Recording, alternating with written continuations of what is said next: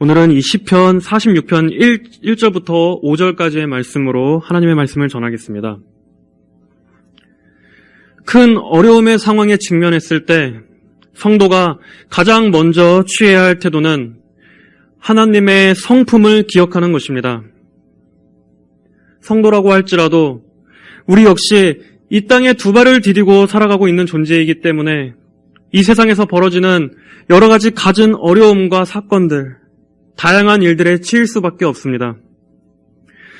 때때로 우리는 감당하기 어려운 큰 시험이나 고난이 닥치게 되면 어찌할 바를 몰라 갈팡질팡할 때가 있습니다. 어디를 찾아봐도 도저히 해결 방법은 보이지 않고 누구 하나 도와줄 이가 없습니다. 닥친 상황에 짓눌려서 그렇게 그 상황에 깊이 몰두하다 보면 숨이 턱턱 막히고 근심과 염려로 인해서 우리들의 마음이 붕괴되는 상황까지 이어지게 되는 것입니다. 하지만 그런 때 성도가 취해야 하는 가장 성경적인 신앙의 태도는 바로 하나님을 떠올리는 것입니다.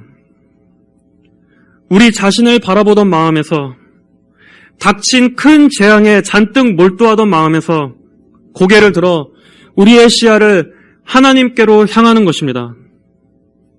하나님이 어떠한 분이신가를 기억하고 하나님과 우리가 어떠한 관계인가를 기억하는 것입니다. 또 그 하나님께서 우리에게 어떠한 은혜들을 베풀어 주신 분이었는가, 우리에게 어떠한 소망과 미래를 약속해 주신 분이셨는가를 기억하는 것입니다. 이것은 우리가 살아가면서 겪게 되는 그 어떤 어려움 앞에서도 가장 절대적으로 중요한 태도입니다. 만약 그렇지 않고 우리가 문제에만 골몰하다 보면 우리는 분명히 그 문제와 상황이 너무나 무거워서 그 무게에 깔려 죽을지도 모릅니다. 우리는 침몰하게 될지도 모릅니다. 하지만 하나님이 어떠한 분이시며 그분은 자신의 자녀들인 성도들을 어떻게 대하시는가 하는 그 하나님의 성품을 기억할 때 성도는 무너지지 않을 수 있습니다. 오늘 우리가 살펴볼 이 시편 46편, 이 46편의 이 위의 소제목을 보면 피난처가 되시는 하나님이라고 써 있습니다. 이 시편 46편은 종교개혁자 마틴 루터를 붙잡아 주었던 시편이었습니다. 루터는 이 시편은 나의 시편이다라고 말할 만큼 오늘의 이 시편 46편을 사랑했습니다. 루터는 이 시편의 영감을 받아서 우리도 익히 잘 알고 있는 찬송가인 내 주는 강한 성이요라는 찬송가를 작사 작곡했습니다. 종교개혁의 신학적인 불씨가 로마서 1장 17절의 말씀, 복음에는 하나님의 의가 나타나서 믿음에서 믿음에 이르게 하나니 이와 같이 기록되어 있다. 의인은 오직 믿음으로 말미암아 살 것이다. 라는 이 말씀이었다면 루터라는 한 개인의 영혼을 붙잡아 주었던 말씀은 바로 이 시편 46편 1절의 말씀, 하나님은 우리에게 피난처와 힘이시니 환난 때에 만날 큰 도움이시다. 라는 바로 이 구절이었습니다. 루터가 도름스 회의에서 수많은 대적자들 앞에서 자신의 신앙을 변호하기 위해 철저하게 무력한 한 인간으로서 홀로 서게 되었을 때 오직 하나님만이 유일한 피난처이시오 힘이시라는 이 말씀이 그를 붙잡아 주었던 것입니다. 그 용기는 루터라는 한 인간 안에서 나온 것이 아니었습니다. 하나님께서 말씀을 통해 부어주신 신적인 위로와 용기였습니다. 우리 1절의 말씀을 다시 한번 함께 같이 읽어보겠습니다. 1절 시작. 하나님은 우리에게 피난처와 힘이시니 환난 때에 만날 큰 도움이시다. 이 말씀은 우리의 마음에 수백 번, 수천 번 새겨야 할 어떤 상황에서도 절대로 변하지 않는 하나님에 대한 진리입니다. 성도는 어떤 상황이 닥친다 할지라도 이 말씀을 떠올려야 합니다. 하나님은 우리의 피난처와 힘이시니 환난 때에 만날 큰 도움이시다. 이 말씀에서 하나님은 어떠한 분으로 나타나십니까? 하나님은 우리 성도들의 피난처와 힘이라고 말씀합니다. 여러분, 피난처가 무엇입니까? 피난처는 어떠한 위험한 상황에서도 몸을 숨기고 대피할 수 있는 가장 안전한 곳입니다. 재앙의 상황에서 가장 신뢰할 수 있는 곳입니다. 성경에서는 하나님께서 능히 성도들의 피난처가 되어주신다는 말씀이 여러 곳에 나옵니다.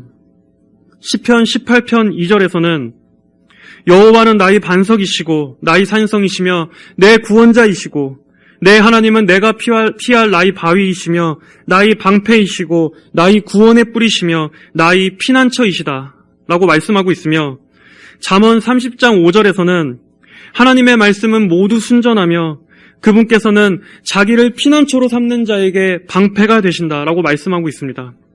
또 이사야 25장 4절 5절에서는 주께서는 가난한 사람들의 보호자이시며 환난 중에 있는 궁핍한 사람들의 보호자이시고 또 폭풍 중에 피난처이시며 폭염을 피하는 그늘이시니 잔인한 자들의 기세가 폭풍이 성벽을 치는 것과 같으며 마른 땅의 폭염과 같을지라도 주께서 이방인들의 요란한 소리를 잠재우시며 마치 구름 그늘로 폭염을 가리듯이 잔인한 자들의 노래를 잠잠하게 하십니다 라고 말씀하고 있습니다.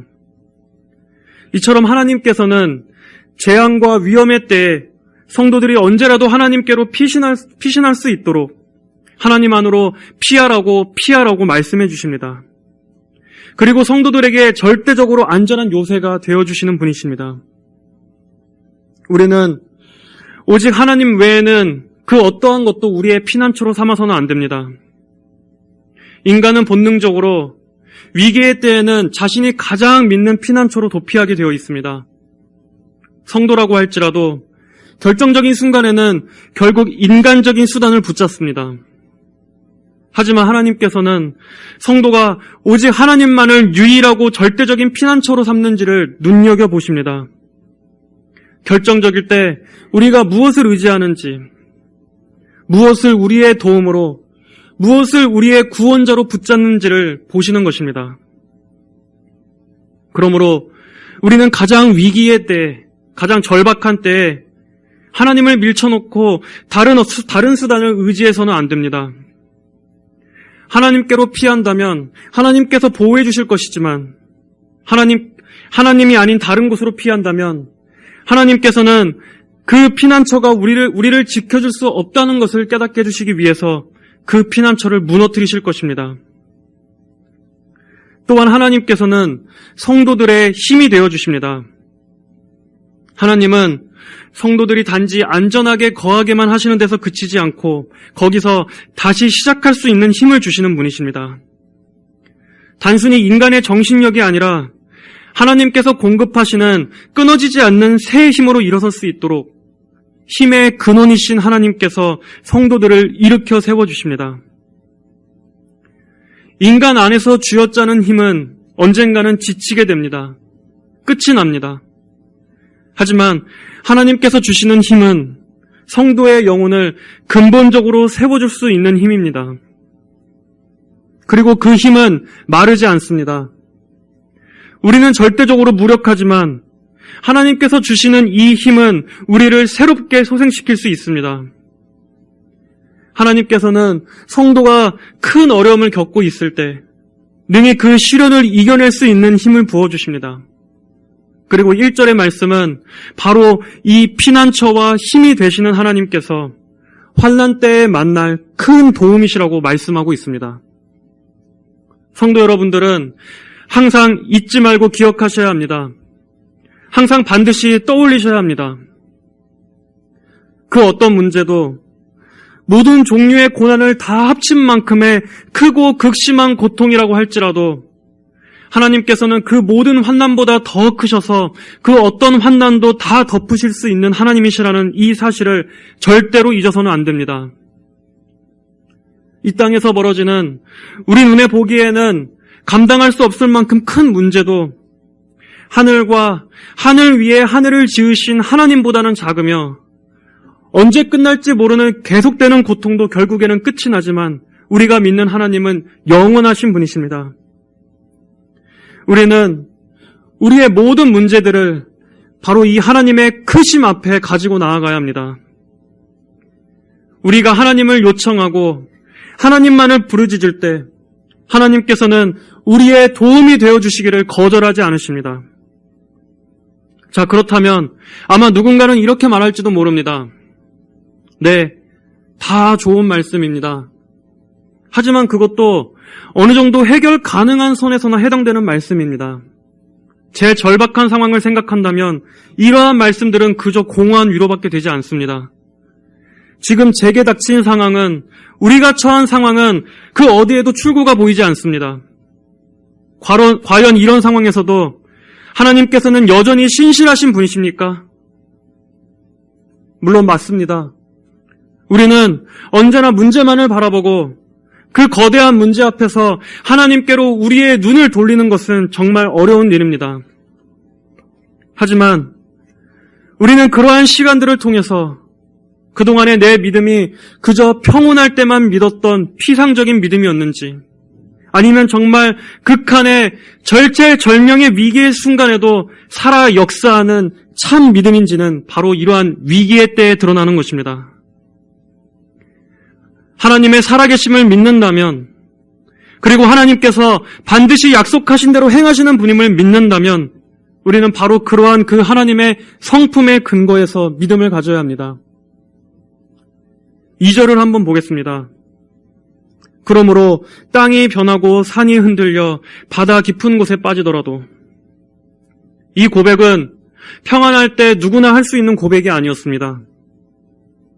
이 시편을 기록한 저자가 어떠한 배경 속에서 이 시를 기록했는지는 이 오늘의 본문에서는 알 수 없지만, 성경학자들은 유다의 히스기야 왕 시대 때 아수르 왕 사네립이 수많은 대군을 이끌고 유다를 침공해서 예루살렘 성이 함락될 위기에 처했던 그때 상황에 기록된 것으로 해석하고 있습니다.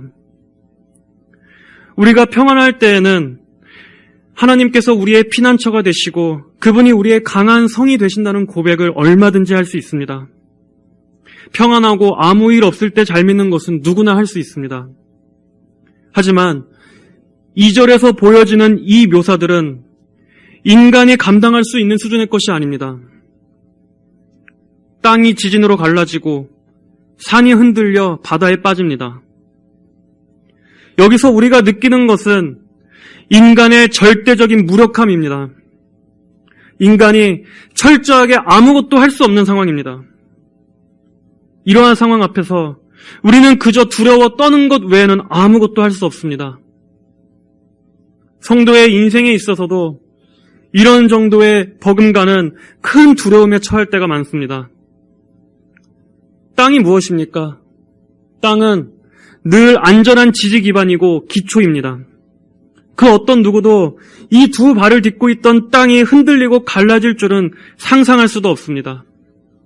하지만 때때로 우리의 인생에는 이런 일들이 발생합니다.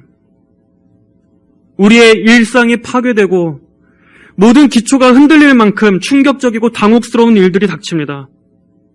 그럴 때 우리는 휘청거릴 만큼 큰 영적인 시험을 겪게 되기도 합니다. 산 역시 언제나 그 자리에 견고하게 서 있었습니다. 그러나 산이 바다에 빠지는 것 같은 큰 일, 갑자기 거센 파도가 몰아치는 듯한 여러 악재가 동시에 터지는 일들이 성도의 일생에도 분명히 있습니다. 이럴 때 우리 모두는 큰 혼란과 두려움에 빠지기도 하고 우리의 믿음이 송두리째 흔들리기도 합니다.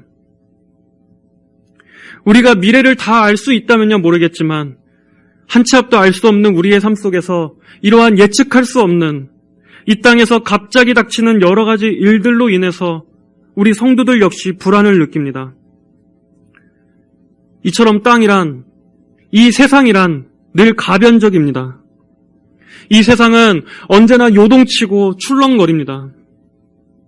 우리의 모든 일상과 삶의 기반이 무너지는 변화들이 언제라도 일어나는 것이 바로 이 세상입니다. 세상은 늘 그래왔습니다.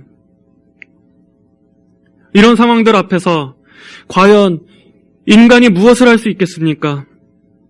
전적으로 무력한 우리가 어떻게 대처할 수 있겠습니까? 인간이 대단한 것 같지만 아무것도 할 수 없는 큰 위기 앞에서는 아무리 난다긴다 하는 사람이라 할지라도 어쩔 도리가 없습니다. 하나님께서 보내시는 그 광풍 앞에서 그 어떠한 대단한 권세자도 흔들림 없이 서 있을 수 있는 사람은 단 한 사람도 없습니다. 우리는 철저히 이 땅에 있는 사람일 뿐이기 때문입니다. 우리는 조물주가 아니라, 창조주가 아니라 피조물이기 때문입니다. 하나님께서는 때때로 인간의 일생에, 우리 성도들의 일생에 이러한 큰 시련을 겪게 하셔서 우리의 한계와 이 요동치는 세상을 신뢰하지 말 것을 가르쳐 주십니다. 우리는 언제라도 흔들릴 수밖에 없는 존재이며 우리 자신 안에서는 그 어떠한 소망도 없는 약하고 무력한 존재임을 깨닫게 하십니다. 그러나 오늘 시편의 기자는 이런 극단적인 상황이라 할지라도 하나님으로 인해 흔들리지 않을 수 있음을 고백하고 있습니다. 3절의 말씀입니다. 물이 소리치며 거품을 내고 그 거센 파도에 산이 요동하더라도 우리는 두려워하지 아니할 것이다. 이것은 한 인간 안에서 나온 정신력이 아닙니다. 그는 지금 어떻게든 자신을 붙잡기 위해서 근거 없는 망상으로 스스로를 위로하고 있는 것이 아닙니다. 누가 봐도 사방이 절망뿐인데 현실을 인식하지 못하고 맹목적으로 낙관하고 있는 것도 아닙니다. 그는 지금 철저하게 하나님의 성품에 근거한 믿음으로 상황을 바라보고 있습니다. 1절과 2절은 그러므로라는 말로 연결되고 있습니다. 하나님은 우리의 피난처와 힘이시다. 그분은 환난 때에 만날 큰 도움이시고 유일한 도움이시다. 그러므로 땅과 산이 흔들릴 만큼의 극단적인 상황이 닥친다 하더라도 우리는 두려워하지 않는다. 그러므로는 논리적인 근거입니다. 하나님께서 어떠한 분이심으로 우리가 두려워하지 않을 수 있다라고 하는 합당하고 충분한 근거를 주는 것입니다. 땅이 흔들려도 하나님께서 성도의 기초가 되어주시기 때문에 두려워하지 않을 수 있습니다. 산이 무너져도 산보다 하나님께서 더 견고하시기 때문에, 그리고 그 하나님께서 우리를 보호해 주시기 때문에 우리는 두려워하지 않을 수 있습니다. 세상의 모든 것이 무너져도 우리의 피난처와 힘이 되어주시는 하나님과 성도의 관계까지 무너뜨릴 수는 없기 때문에 주님을 기초로 삼는 성도는 그 어떠한 상황에서도 무너지지 않을 수 있습니다. 그래서 하나님께서 어떠한 분이신가를 아는 것이 이렇게나 중요한 것입니다. 우리의 믿음의 견고함은 우리가 하나님을 어떻게 알고 있느냐에 따라 달라집니다. 우리의 신앙이 우리의 감정에 기초하고 있다면 상황에 따라서 우리의 믿음은 흔들리고 무너지게 됩니다. 하지만 하나님의 이 변치 않으신 성품에 우리의 믿음의 기초를 둔다면 견고한 반석이신 하나님 안에서 우리는 흔들리지 않을 수 있는 것입니다. 우리의 신앙은 항상 하나님 중심적인 신앙을 가지고 있어야 합니다. 우리가 서 있을 수 있는 근거, 우리가 소망을 찾을 수 있는 근거는, 그리고 또 어떠한 상황에서도 낙심하지 않고 완전히 절망하지 않을 수 있는 근거는 철저히 하나님께 있습니다. 우리는 넘어지지만 하나님께서 넘어지지 않으시는 분이시니 그분으로 인해서 내가 설 수 있는 것입니다. 내 안에는 어떠한 소망도 없습니다. 내 안에는 빛이 없습니다. 하지만 하나님께는 절망이 없고 하나님께는 어둠이 없습니다. 바로 그분으로 인해서 내가 완전한 어둠에 버려지지 않고 어둠 속에서도 빛의 출구를 발견할 수 있는 것입니다. 이렇게 우리 안에 믿음의 근거를 두는 것과 하나님에게 믿음의 근거를 두는 것은 완전히 다른 것입니다. 아예 다른 신앙입니다. 하나는 구원 얻는 신앙이지만 다른 하나는 구원과는 전혀 관계가 없는 행위신앙, 그리고 또 신앙이 아닌 신념일 뿐입니다. 이제 4절에서는 갑자기 분위기가 전환됩니다. 강이 있으니 그 줄기들이 흘러 하나님의 성, 곧 지극히 높으신 분의 거룩한 처소를 기쁘게 하는구나. 바로 전까지는 세상이 뒤집어질 것 같은 긴박한 상황이었지만 갑자기 4절부터는 고요하고 평온한 분위기로 바뀝니다. 땅과 하늘이 대조되고 하나님과 인간이 대조됩니다. 여기서는 하나님의 성, 지극히 높으신 분의 거룩한 처소를 기쁘게 하는 강이 나옵니다. 이 강은 개역개정에서는 한 시내라고 번역되어 있습니다. 이 강물이 흐르자 하나님의 성에 기쁨이 생겨납니다. 조금 전까지는 두려움이 지배하고 있었습니다. 모든 것이 요동쳤습니다. 사방이 공포요, 온갖 소란에 정신을 차릴 수가 없었습니다. 그러나 한 시내, 이 강이 그 줄기들을 타고 하나님의 거룩한 처소에 흘러들자 도저히 생각할 수 없었던 기쁨이 그 성에 가득하게 된 것입니다. 여기서 하나님의 성은 예루살렘 성을 가리킵니다. 그러나 한편으로는 하나님의 백성들이 모인 곳, 성도들의 무리, 오늘날 신약시대의 교회를 가리키는 것이기도 합니다. 그렇다면 이 강은 무엇입니까? 이 강은 하나님께로부터 오는 도움입니다. 하나님께로부터 오는 은혜입니다.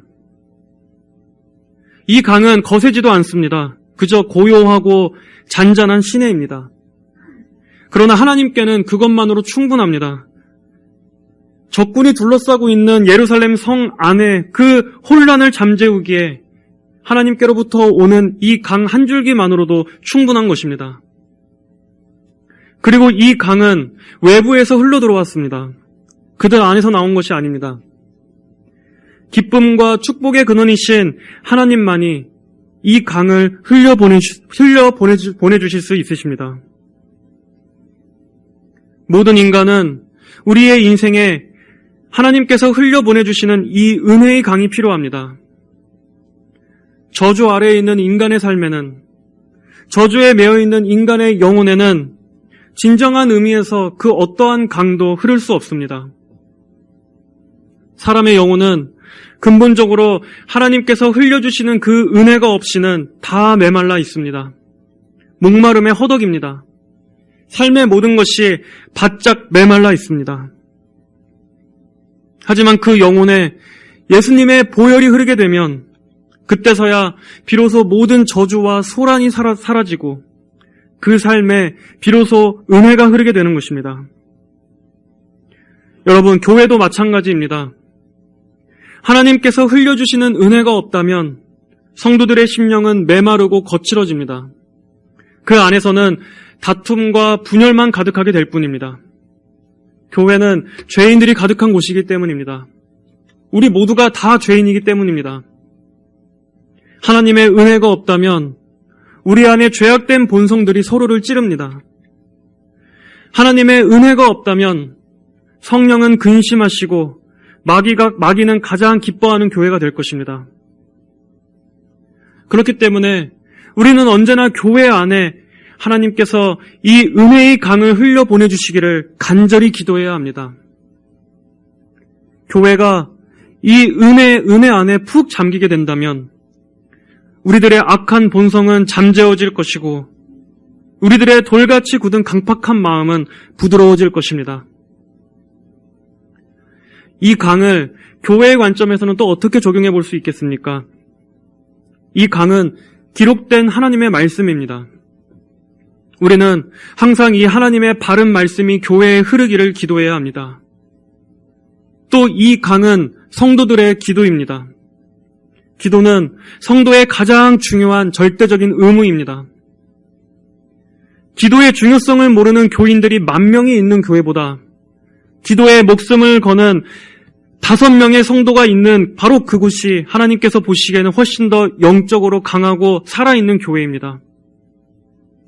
이렇게 말씀이 흐르고 성도들의 기도가 교회 안에 가득 채워질 때 하나님의 성인 이 교회, 하나님의 거룩한 처소인 이 교회 안에 진정한 기쁨과 평안이 가득하게 될 것입니다.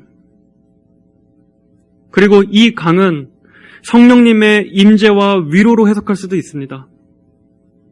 우리 성도들의 모임 위에 언제나 이 하나님의 영이신 성령님께서 우리를 주장하시도록 기도할 때 그러한 교회는 세상이 줄 수 없는 평안과 잔잔함이 가득한 교회가 될 것입니다. 이 지상은 이처럼 흔들리는 곳이지만 하나님께는 고요함이 있습니다. 하나님께서는 요동하지 않으십니다. 우리는 어떠한 상황에서도 이 흔들림 없는 반석이신 우리의 주님께로 시선을 향해야 합니다. 모든 도움이 있는 곳, 모든 구원이 있는 곳, 바로 이 하나님 외에는 소망이 없다는 것을 우리들은 모두 언제나 마음에 새겨야 합니다. 이제 마지막으로 5절의 말씀을 한번 다 같이 읽어보겠습니다. 5절입니다. 시작. 하나님께서 그 안에 계심으로 성이 요동하지 않을 것이니 하나님께서 새벽에 도우실 것이다. 여기서 하나님께서는 멀리 계시는 분이 아니라 그 안에 계신다고 말씀하십니다. 바로 이 택하신 성도들의 무리, 교회 안에, 그리고 성도들 안에 하나님께서 함께 내주하십니다.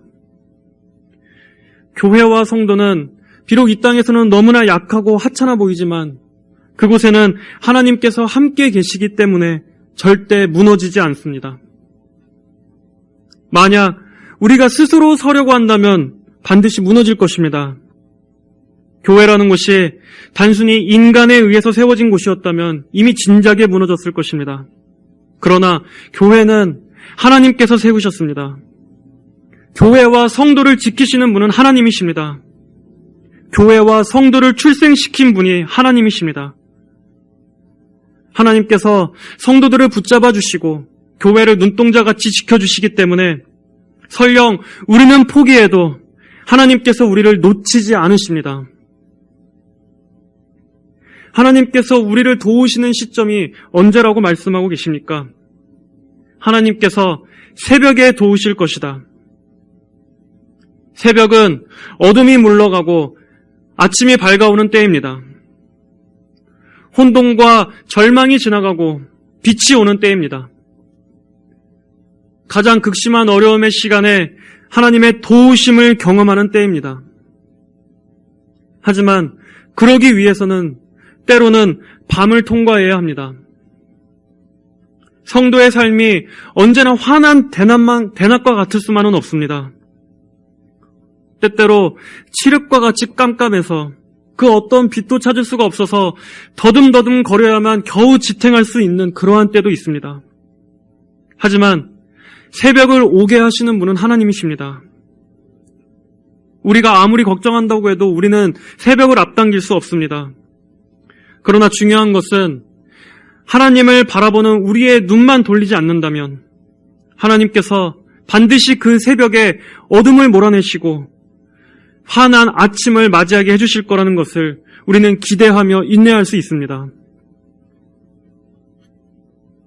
성도에게 있어서 궁극적인 새벽은 천국입니다. 그날에는 모든 분쟁과 다툼이 끝나고 완전한 평화가 올 것입니다. 격변하는 이 땅의 모든 소란이 그친 그곳에서 완전한 안식과 평안과 고요함을 주시는 주님의 품 안에서 우리는 쉬게 될 것입니다. 이제 말씀을 정리하겠습니다. 성도분들은 어떤 상황이 닥친다 할지라도 하나님께서는 성도들의 인생 한편에 이 작은 시내가 흐르게 하신다는 것을 믿음으로 바라보시길 바랍니다. 도대체 지금 내 상황에서 어떤 선한 것을 발견할 수 있을까? 하나님께서는 왜 내게 이런 일을 허락하시는가? 왜 우리에게 이러한 재앙을 허용하시는가? 하는 여러 가지 생각들로 인해서 하나님이 원망스럽고 우리의 믿음에 회의가 들 때가 있습니다. 하지만 그럼에도 하나님은 우리가 다 알지 못하는 그 순간에도 은혜의 강줄기들을 예비해 두고 계심을 발견하게 되시기를 바랍니다. 지금은 다 알 수 없을지 모릅니다. 어쩌면 이 땅에서는 해답을 얻지 못한 채로 마치게 될 수도 있습니다. 그러나 요한계시록 22장, 성경의 제일 마지막 장인 요한계시록 22장에 나오는 그 천국에 도달하게 될 때에는 하나님께서 하신 그 모든 일이 옳았으며 모든 어그러진 것들도 하나님께서는 결국에 다 옳게 만들어 주셨다는 것을 알게 될 것입니다. 시편 29편 10절에는 이런 말씀이 있습니다. 여호와께서 홍수 때에 좌정하시니 여호와께서 영원토록 왕으로 좌정하신다. 성도 여러분, 우리를 집어삼킬 것 같은 홍수가 몰아닥친다 할지라도 고개를 돌려 피하지 마십시오. 도망치지 마십시오. 홍수를 바라보지 말고 홍수 위에 좌정하시는 하나님을 바라보십시오. 하나님께서 홍수 위에 앉아 계십니다. 그 어떤 재앙도 하나님께서 제어하지 못하실 만큼 큰 재앙은 없습니다. 하나님께서는 그 어떤 상황도 주관하시며 이 세상에서 벌어지는 모든 일이 하나님의 발 아래에 있습니다. 하나님은 어떤 분이십니까? 하나님은 우리의 피난처와 힘이십니다. 하나님은 성도에게 어떤 것을 약속해 주셨습니까? 환난 때에 만날 큰 도움이라고 성경에 약속해 주셨습니다. 그 하나님의 도움에는 한계가 있습니까? 땅이 흔들리고 산이 바다에 빠지고 거센 파도에 산이 흔들릴지라도 하나님께서는 그 모든 상황 위에서 우리를 도와주실 것입니다. 그리고 그 하나님께서 우리의 하나님이 되어주십니까? 하나님께서 그 안에 계심으로 우리가 요동하지 않을 것이며 하나님께서 어두운 밤의 끝에 새벽이 오게 하실 것입니다. 성도 여러분, 어떠한 상황에서도 평안을 잃지 마시기를 바랍니다. 어떠한 상황에서도 믿음을 잃지 마시길 바랍니다. 가장 위험한 것은 우리에게 닥친 상황이 아니라 그 상황으로 인해서 우리의 믿음이 떨어지고 우리가 영적으로 잠들고 맥을 못 추는 것입니다. 그것이 성도에게는 가장 위험한 일입니다. 그러므로 이럴 때일수록 성도 여러분들, 우리의 영혼을 깨시고 잠 깨시고 기도에 힘쓰시기를 바랍니다. 세상이 무너져도 변하지 않는 것은 성도를 붙들어 주시고 교회를 지켜주시는 하나님의 불변하시는 사랑입니다. 예수 그리스도를 통해 맺어진 하나님과 성도의 관계입니다. 이 사실만큼은 그 어떠한 재앙도 결코 끊을 수 없습니다. 바로 이러한 사실로 인해서 어떠한 상황에서도 소망을 가지시는 모든 우리 성도 여러분들이 되시기를 주의 이름으로 간절히 축복합니다. 기도하겠습니다. 거룩하신 하나님 아버지, 감사합니다. 어떠한 상황에서도 하나님의 영원하심과 변치 않으심과 하나님의 크심을 바라보게 하여 주시옵소서. 하나님은 우리의 피난처요 힘이시니 환난 때에 만날 큰 도움이라고 하셨습니다.